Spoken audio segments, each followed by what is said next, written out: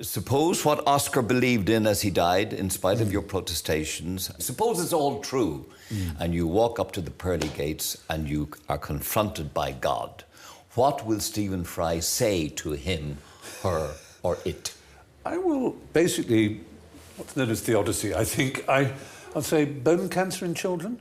What's that about? How dare you? How dare you create a world in which there is such misery that is not our fault? It's not right. It's utterly, utterly evil. Why should I respect a capricious, mean-minded, stupid God who creates a world which is so full of injustice and pain?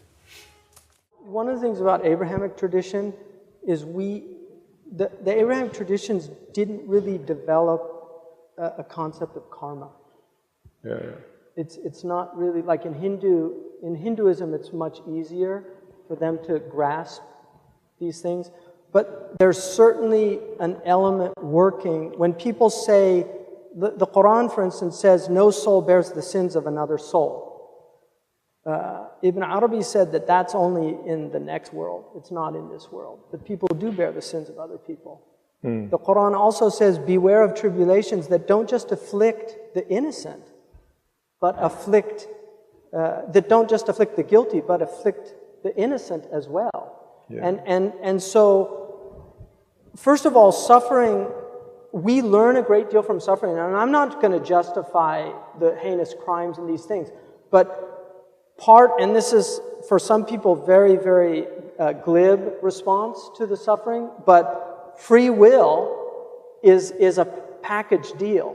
You know, there's people that say, oh, why didn't God smite that person who was going to shoot those children at Sandy Hook Elementary School? Well, why didn't he break your hand when you were cheating on your tax returns? You know, why didn't your tongue suddenly be paralyzed when you were telling those horrible lies to your wife?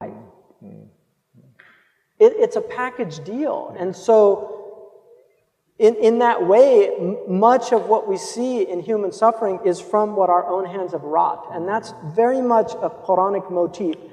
And this is why Muslims historically were not as troubled. Now you can say, well, what about the children? They didn't deserve to do that. We're the caretakers of the children.